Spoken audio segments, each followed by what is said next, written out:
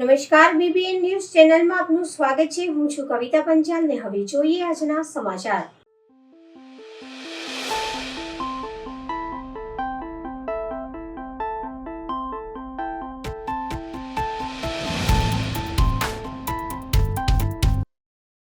હાર્દિક પંડ્યાનું વડોદરામાં આગમન થઈ। હાર્દિક પંડ્યા વડોદરામાં પહોંચી ગયા બાદ વડોદરામાં હાર્દિક પંડ્યા માટે રોડ શોનું આયોજન કરવામાં આવ્યું હતું, જે માંડવીથી શરૂ કરવામાં આવ્યો હતો।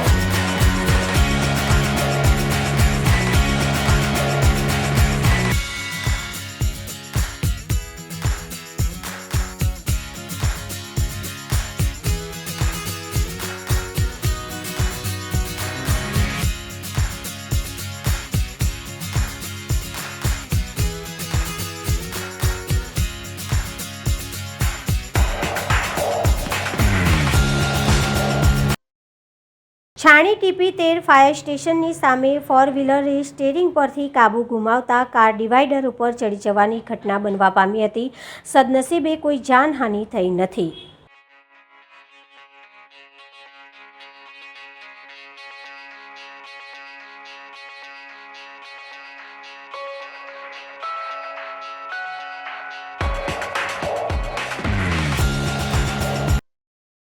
છાણી કેનાલ પાસે આવેલ GJ3 પાનની દુકાનની બહારના ભાગમાં ડસ્ટબિન મૂકી નથી અને દરરોજ અહીંયા ગંદકી થાય છે। ઉપરના ભાગમાં હોસ્પિટલ આવેલ છે, તો શું અહીંયા જે પેશન્ટ આવે છે એ સારી સારવાર લેવા માટે આવે છે કે પછી વધુ બીમાર પડવા માટે આવે છે, એ જ સમજાતું નથી। દુકાનના માલિકને વારંવાર કહેવા છતાં તેને કોઈ જ ફરક પડતો નથી, જાણે કે એને કોઈ અધિકારીની બીક જ નથી।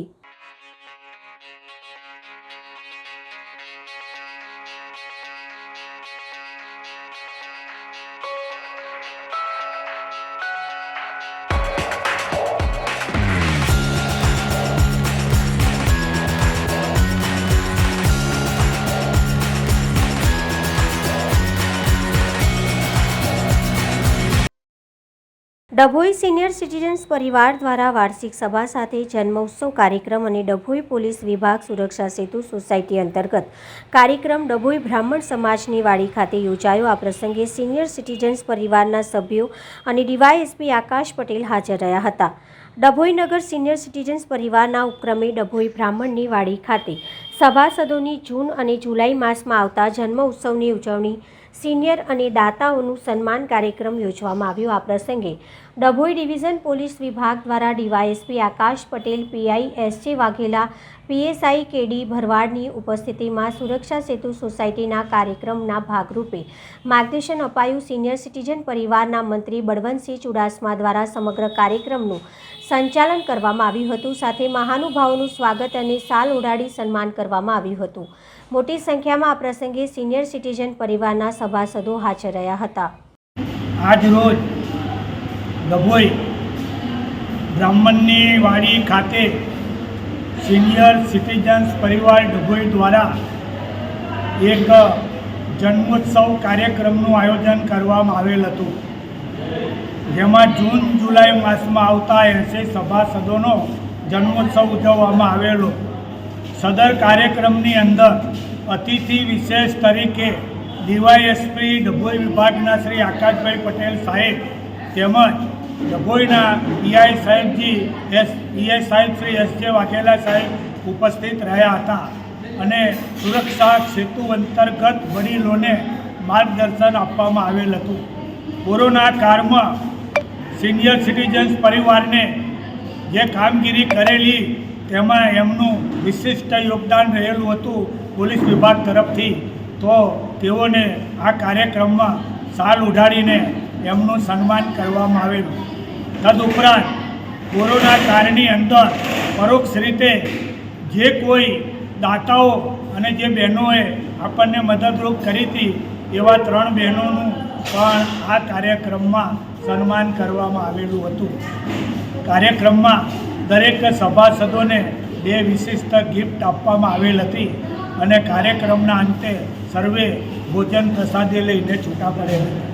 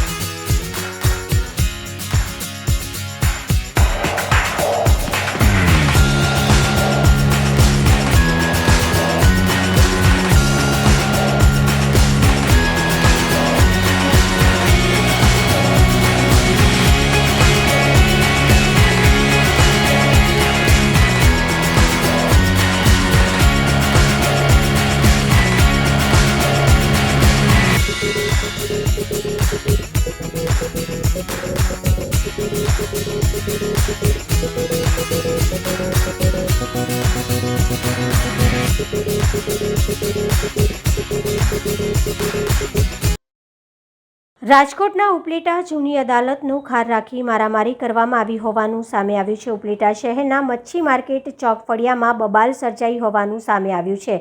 ગાંજાનું વેચાણ પિતા અને પુત્રીએ માર માર્યો હોવાનું ઈજાગ્રસ્તોનું રટણ.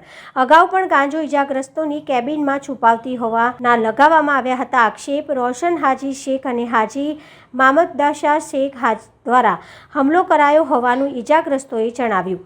બંને પિતા પુત્રી ગાંજાનો વ્યવસાય છેલ્લા ઘણા સમયથી કરી રહ્યા હોવાનું ઈજાગ્રસ્તોનું રટણ.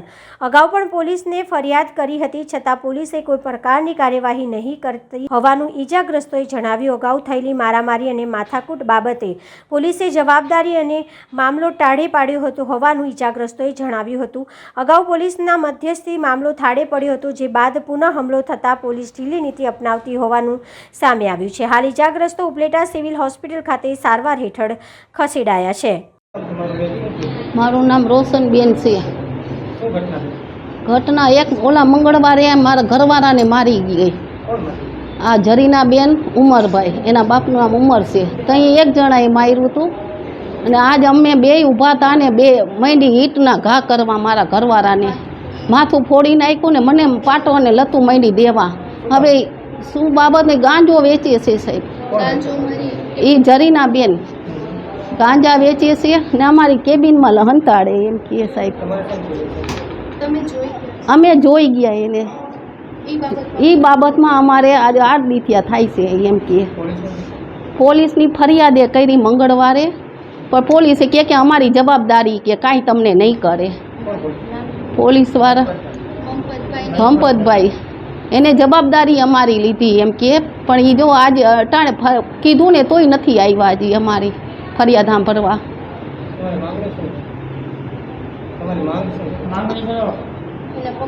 એને પકડો, ધરપકડ કરો, એને કડક કાયદો લ્યો એની ઉપર. અમને હાલતા મારી નાખે. એ જુવાન જમા અમે ગઈઢા માણા, અમને મારી નાખે તો અમે ક્યાં જાય એમ કે. બે બાપ ને દીકરી જ છીએ, જરીનાબેન જુમાભાઈ. અહીંયા અમારા બાજુમાં જ થડો છે એનો. એમડી સ્કૂલ આગળ મચ્છી પીટ છે. અનિક શાહ મોહમ્મદ શાહ શેખ બોલી રહ્યો સૌ. આ હાજી શાહ મોહમ્મદ શાહ શેખનો ભાઈ. આ બાબત હતી કે એ કેબિનમાં જરીનાબેન ઉમર ગાંજો રાખવા ગઈ અને ના પાડી તો હુમલો કર્યો પહેલે ફેરી. એની ફરિયાદ કરી ને ફરિયાદ બાદ આજના રોજ પાછો હુમલો કર્યો. જરીનાબેન ઉમર અને ઉમર જુમા. બસ એટલું જ કહેવાનું છે. જેતપુર શહેર ખાતે સમસ્ત બ્રહ્મ સમાજ જેતપુર દ્વારા આયોજિત શહેર તેમજ તાલુકાના બ્રહ્મ વિદ્યાર્થીઓના સત્કાર સમારંભ તેમજ સ્નેહ મિલન સમારંભમાં મુખ્ય મહેમાન તરીકે ઉપસ્થિત રહીને બાળકોને પ્રોત્સાહિત કરી સમસ્ત બ્રહ્મ સમાજને શુભકામનાઓ પાઠવવા યુવા ધારાસભ્ય જયેશ રાદડિયા. આ કાર્યક્રમમાં રામભાઈ જોગી, મનીષભાઈ પંડ્યા, કમલેશભાઈ પંડ્યા, વિજયભાઈ વ્યાસ, અલ્પેશ વ્યાસ તેમજ બ્રહ્મ સમાજના આગેવાનો વિશેષ ઉપસ્થિત રહ્યા હતા.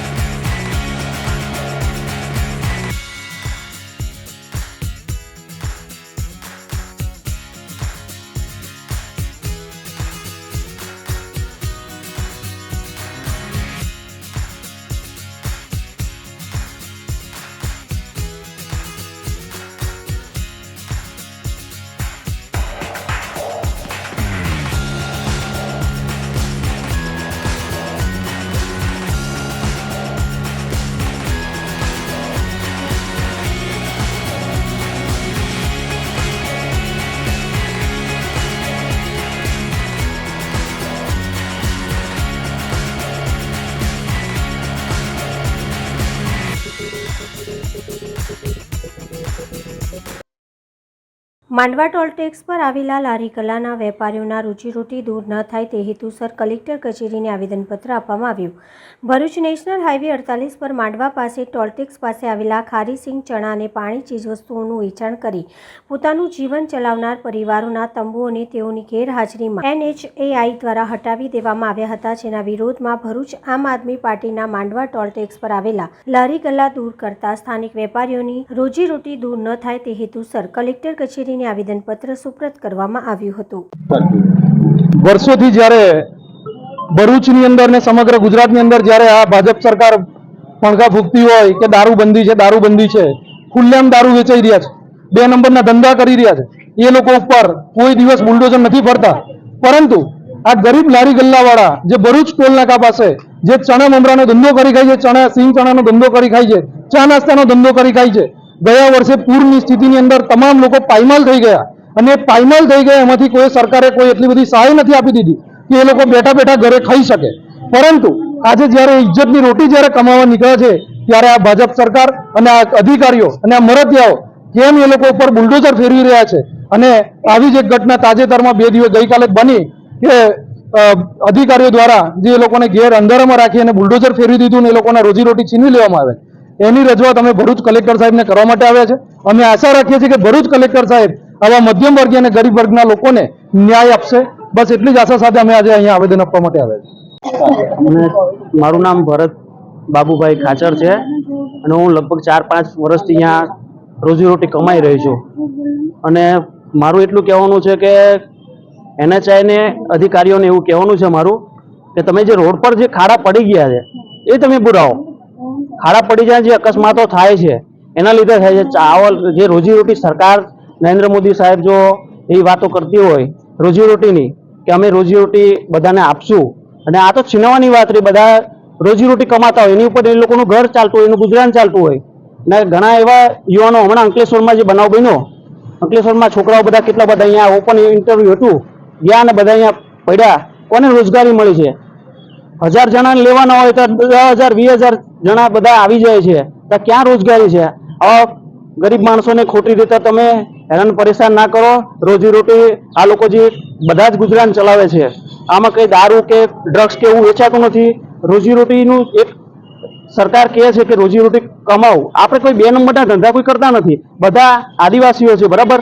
ના આદિવાસીઓ ને ખોટી રીતે તમે એ બાજુ બી ઘણા બધા બધું તમે ડેવલપ કરો છો, પણ એ લોકોની જે સ્થાનિક છે એ લોકોને રોજગારી મળતી નથી. ને તમે ખાલી બણગા ફૂકો છો, અમે આટલું કરીએ.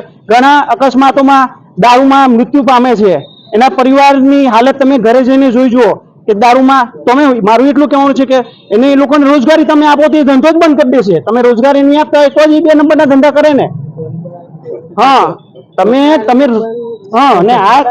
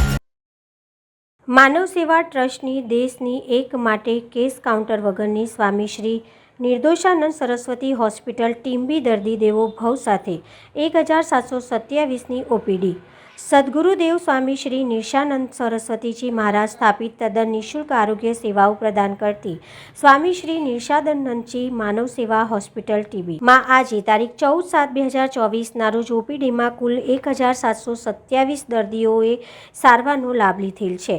હોસ્પિટલના શુભારંભથી આજ રોજ સુધી વધુ ઓપીડી રહી છે. સંપૂર્ણ વિનામૂલ્યે દર્દી નારાયણોની સેવા સારવાર કરતી માનવ સેવા ટ્રસ્ટની આ હોસ્પિટલમાં દૈનિક આટલી મોટી ઓપીડીમાં આવતા દર્દી નારાયણ સાથે પધારતા સહાયકોને વિનામૂલ્યે ભોજન, પ્રસાદ અને દવા સારવાર તદ્દન નિઃશુલ્ક અપાય છે.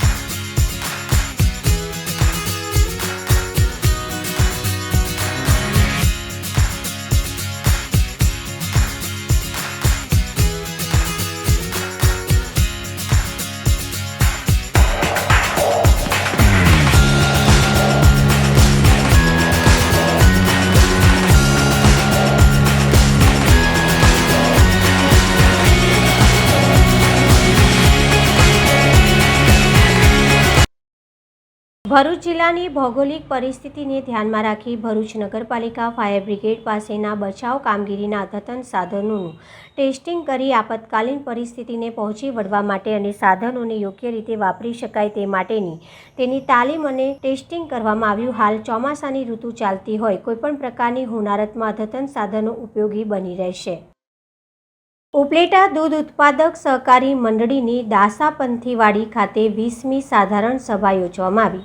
રાજકોટ જિલ્લાના ઉપલેટામાં વર્ષોથી કાર્યરત અને વધુમાં વધુ નફો કરતી ઉપલેટા દૂધ ઉત્પાદક સહકારી મંડળીની આજે 20મી સાધારણ સભા યોજાઈ હતી, જેમાં દર વર્ષે થતા વાર્ષિક તહેવારો અને નફો જણાવવામાં આવતો હોય છે. તેવી રીતે આ મંડળીનો ગયા વર્ષનો 67 લાખ રૂપિયાનો નફો મંડળીએ કર્યો હતો, જેમાંથી મંડળીમાં દૂધ ભરતા પશુપાલકોને 30 લાખ રૂપિયા નફો બોનસ પેટે આપવામાં આવ્યો હતો.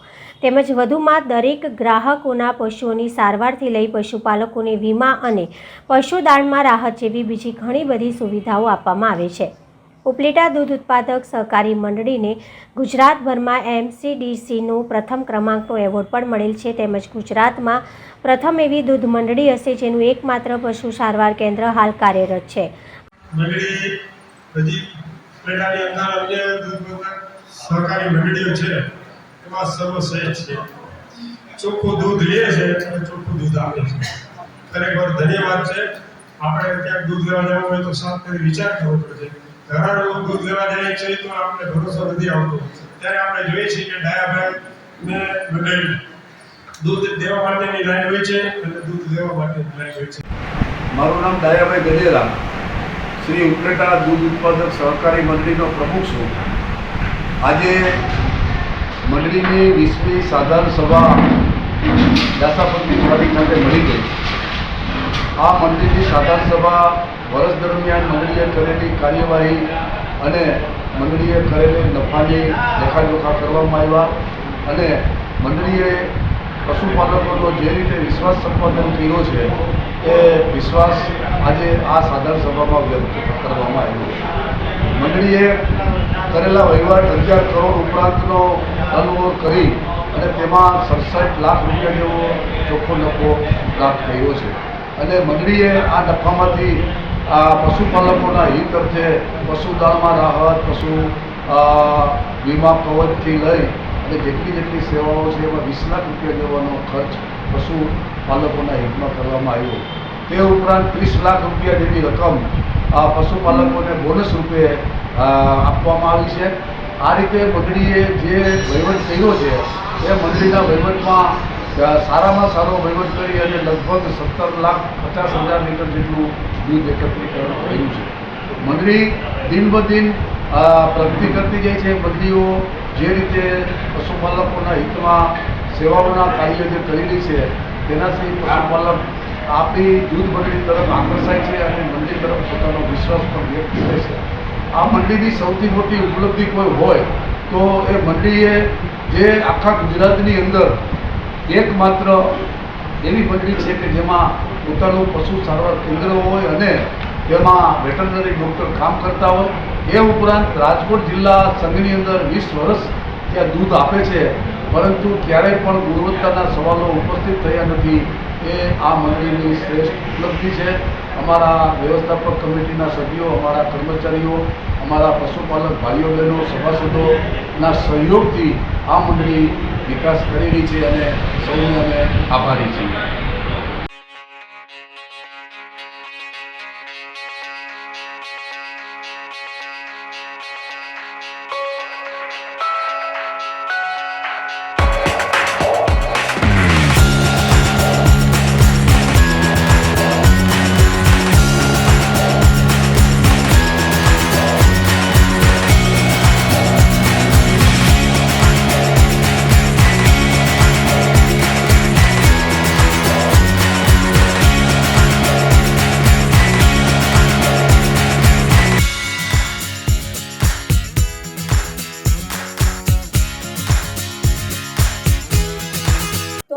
આજના સમાચાર આવતીકાલે ફરી મળીશું આ ચેનલ પર આ સમય. ત્યાં સુધી સમગ્ર BBN ન્યૂઝ ચેનલની ટીમને રજા આપશો. નમસ્કાર.